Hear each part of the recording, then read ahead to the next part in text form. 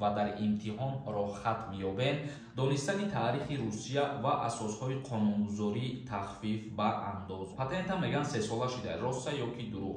1 сум 2 суме ки мо фоида мебинем аз ҳисоби ҳамин рекламаҳо мебошад. Ба ҳамин хотир шуморам дастгирӣ кардани моро фаромӯш накунед. Бахшида ба омади моҳи шарифи Рамазон хушхабар аз ширкати дорувории Шифофармо барои шумо.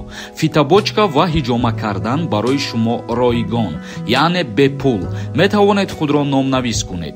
Инчунин доруҳо бо нархи арзон барои зиёд кардани риш ва мӯи сар, доруҳо барои сангу намаки гурдаро нест кардан ва нест кардани простатит. Ба рақамҳои рӯи экран дар тамос бошед. Ассалому алайкум ба ҳама тамошобинони барномаҳои канали Юрист TJ. Тамошобинони азиз, ҳатман дар канали мо обуна бошед. Ҳама рӯза хабарҳои нав метонем ки аз канали мо дастрас кунед. Ахбороти нав баҳри шумо. Дар Федератсияи Русия мехоҳанд муҳоҷироне ки забони русиро намедонанд ҷарима намоянд. Қонуни нав дар Русия. Рейтинг яке аз роҳҳои ҳавасмандгардонии муҳоҷирони корӣ барои омӯзиши забони русӣ хоҳад шуд. Барои баҳои паст пули мутобиқшавӣ пардохт карда мешавад. Дар Федератсияи Русия пешниҳод карданд ки барои муҳоҷирони корӣ рейтинги забони русӣ ҷорӣ карда шавад. Вобаста ба сатҳи дониш онҳоро ба омӯзиши забон ташвиқ мекунанд.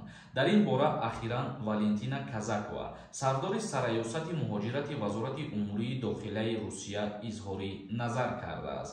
Яъне ки дар Федератсияи Русия мехоҳанд муҳоҷироне ки хуб забони русиро намедонанд ҷарима таъиншон кунанд. таъсири рейтинги забонӣ бояд пас аз давраи мутобиқшавӣ, барои мислол пас аз 1 то 3 моҳ аз лаҳзаи гирифтани корти шиносоӣ сурат мегирад. Дар сурати паст будани рейтинг иқдоми ҳавасмандкунӣ ҳаст. Пардохти мутобиқшавӣ ном дорад, таъкид кард Валентина Казакова. Вазорат даъват дорад ки низоми балӣ ҷорӣ карда шавад.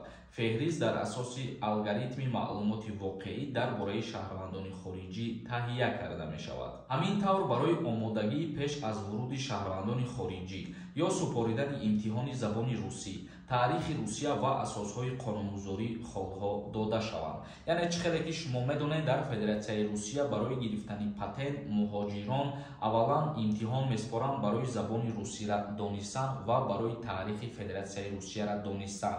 Аз инҷа пас дар ҳолате ки шумо ҳуҷҷат меспоред барои гирифтани патент ва дар имтиҳон рохат меёбед, барои надонистани забони русӣ ҷарима таъин карда мешавад. Дар сурати ошкор шудани баҳои паст муҳоҷир вазифадор мешавад ки ҳар моҳ ба давлат пардохти мутобиқшавӣ тибқи муқаррарнамудаи қонун пардохт намояд. Яъне ки пули ҷаримаш ҳармоҳа мебошад барои нафарое ки забони русиро хуб намедонанд. Ин иқдом шаҳрванди хориҷиро ба омӯзиши забони русӣ ҳавасманд мекунад. Яъне махсус барои ҳавасмандгардонӣ ҷарима таъин кардан. Нафарҳое ки мисол 1 моҳ ё 2 моҳ ҷарима пардохт мекунанд, аллакай маҷбур мешаванд ки забони русиро хуб биомӯзанд ва ин ба фоидаи ҳамон шаҳрванд мебошад. тибқи ин ташаббус барои шаҳрвандони хориҷӣ вобаста ба сатҳи донистани забони русӣ, донистани таърихи Русия ва асосҳои қонунгузорӣ тахфиф ба андоз ҷорӣ карда мешавад. Ин бад як пешниҳоди Валентина Казакова дар Федератсияи Русия оид ба омӯхтани забони русӣ барои муҳоҷирони меҳнатӣ. Тамошобинони азиз, акнун мегзарем ба қисми хондани комментарияҳо. Дар ҳаминҷа видеои конкурсам мемонам, ҳатман тамошо кунед ва ҳатман билет харидана фаромӯш накунед. Ман аз шумо боварӣ дорам ки билет мехарен ва мара дастгирӣ мекунед. Нафарҳое ки тамошо кардесен ҳадди ақал 1таи ё 2таи билет бихарен кифоя мебошад. Ассалому алайкум ба ҳама подписчикои канали Юрист TJ. мошинотона дидесен, ин ҳами 2 шоҳҷоиза барои шумо тайёр кардагиай. метавонӣ ки ай конкурси ма билет бихарӣ, соҳиби яке аз ин ҳами мошино бошай. номерои ватсапе ки дар рӯи экран дидесен, дар ҳамин номерои ватсап картаи Сбербанк ҳам ҳастай. картаи Сбербанк ба номи Мунис меброяд. 200 рубл мепартой ва чекта дар ҳамин рақамҳои ватсап равон мекунӣ. конкурс ҳамагӣ 68 дона приз дорад. 2 мошин, конвертҳои пулӣ ва 10 телефон. 5 нафаре ки аз ҳамада бисёр билет мехара, шоҳҷоизаи дополнительни путёвка ба Дубай барои 5 кас ҷидо кардагием. документҳои яксола ҳар диш дора. Бахта бисанҷ, соҳиби ин ҳамин мошино мешавед. Ҳаматонда муваффақият. Билет кам мондагист. Набизод нависонда. Ассалому алайкум ака. Аллоҳ аз шумо розӣ бошад. Як савол, пешакӣ раҳмат. Ман вақти ФМС рафтам. Дар ФМС барои аплатит накардани роҳгиро ҷарима карданд. Айбайн 5 ё 6 моҳ гузашт. Чӣ мешава ака оқибаташ? Дар ҳолате ки барои пули роҳгирора пардохт накардан шуморо ҷарима кардан, ин ҳуқуқвайронкунии маъмурии хурд ба ҳисоб меравад ва шумо ин ҷаримаро пардохт ки карда бошед, ягон мушкилӣ болои сари шумо намеояд.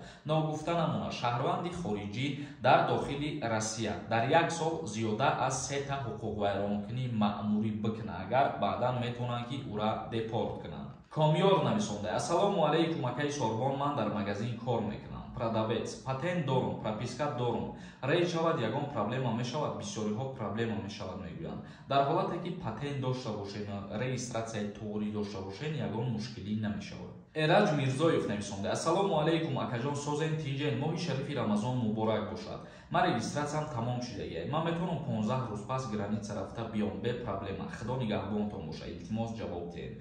Бародарони азиз, ин як ҳолате мебошад ки рискай бигем, хато намекунем. Дар ҳолате ки регистратсияи шумо тамом шудагист ва шумо ба ҳеҷ куҷо набироед, гаштугузор накунед, ҳеҷ кас огоҳ намешавад. Вале дар ҳолате ки регистратсия надоред, мисол ба берун мебироед ё ки меред кору фаъолият мекунед, мабодое ки ягон милитсия шуморо дастгир кунад, дар ин ҳолат метавонанд ки барои шуморо проблема кунанд. яъне ки барои надоштани регистратсия ҷарима ё ки выдворение мекунанд. Сиёвуш нависонда. Якаи Сорбон мигратсиони мада учоба нависаги буд. Имсол мактаба тамом мекунам. Мешава ки граница нагузашта бо мактаб спорум. Дар ҳолате ки мигратсиони картаи учоба дошта бошӣ, бале мешава бародар. Фариду нависонда. Якаи Сорбон Сафаров, ман ҳамаи видеоҳота тамошо мекунам.